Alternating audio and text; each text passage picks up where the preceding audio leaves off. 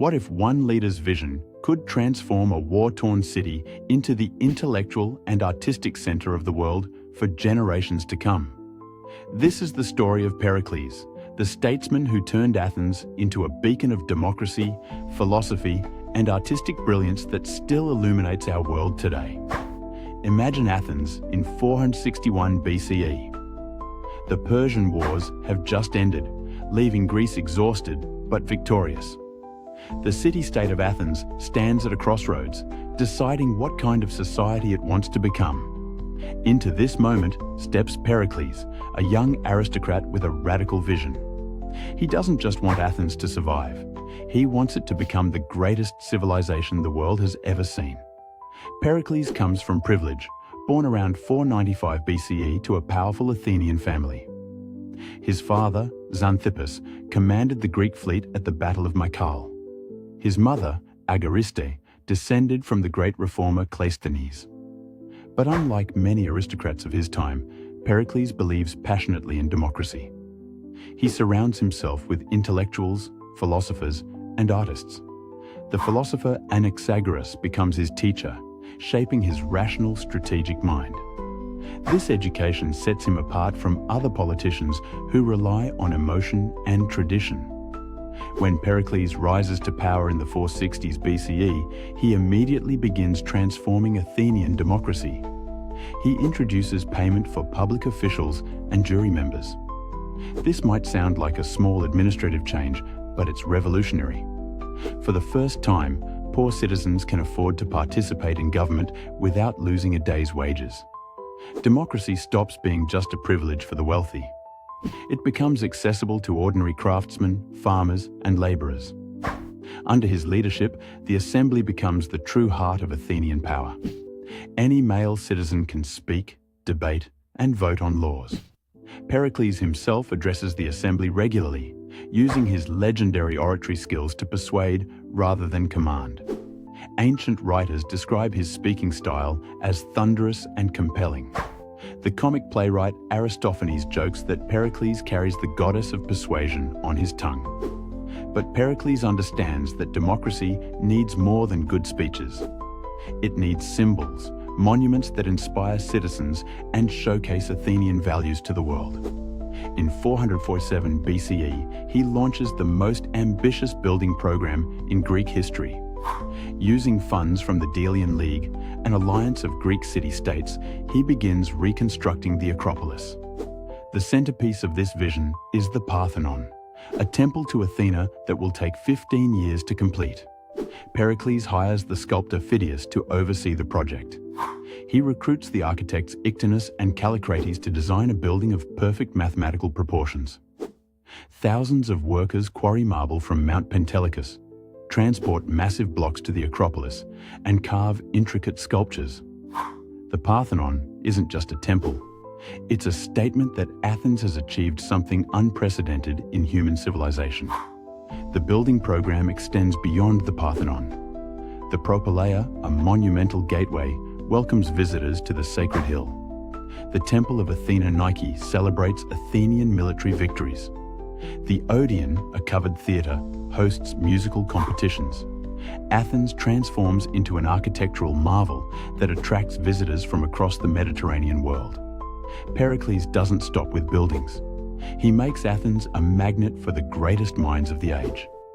The playwright Sophocles writes tragedies exploring human nature and divine justice. Euripides challenges traditional values with provocative dramas. The historian Herodotus settles in Athens, documenting the Persian Wars. The philosopher Socrates walks the streets, questioning assumptions and teaching young Athenians to think critically.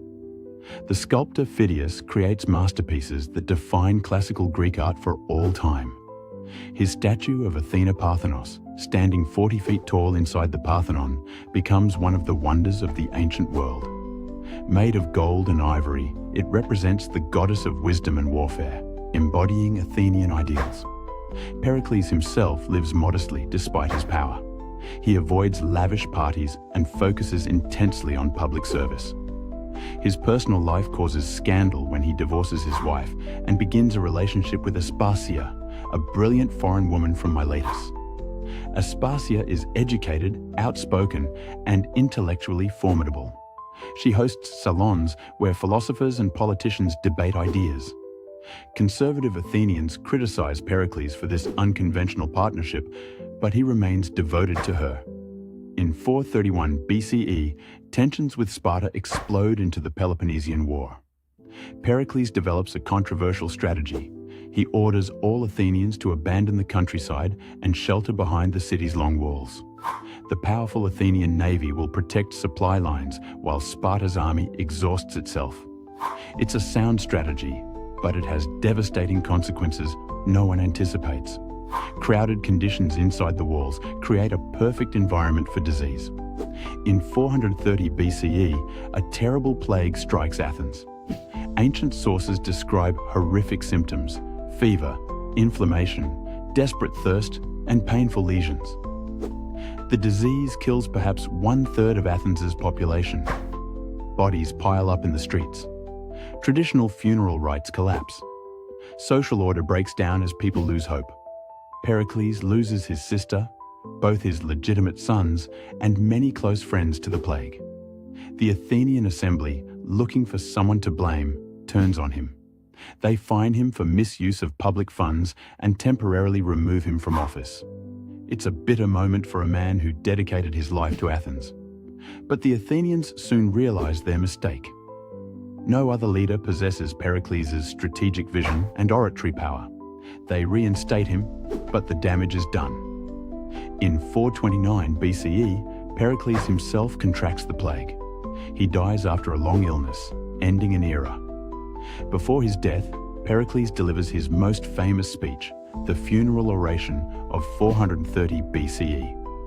Honoring soldiers who died in the war's first year, he articulates what makes Athens special. He declares that Athens is the school of Greece, a model for others to follow. He celebrates Athenian openness, creativity, and courage. He argues that Athens fights not for conquest, but to preserve a way of life worth dying for. Thucydides, the great historian who records this speech, calls Pericles the first citizen of Athens. He writes that Pericles led the people rather than being led by them, never pandering to popular opinion for political gain.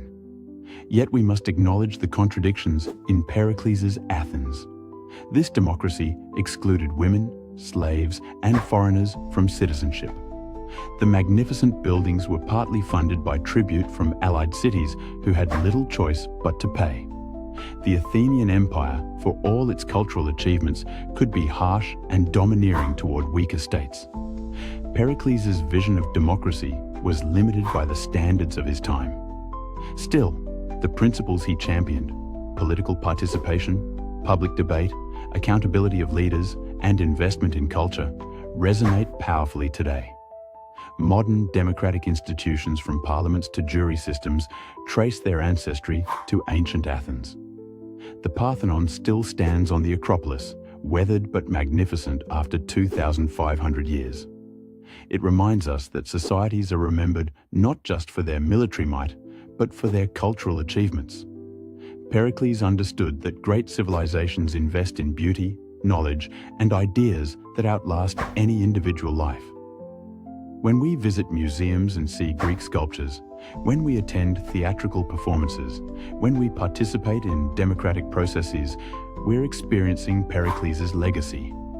He proved that a small city-state could achieve greatness through vision, courage, and commitment to human potential. His golden age of Athens lasted only a few decades, but its light continues to shine across the centuries, illuminating our ongoing struggle to build societies worthy of human dignity and creativity.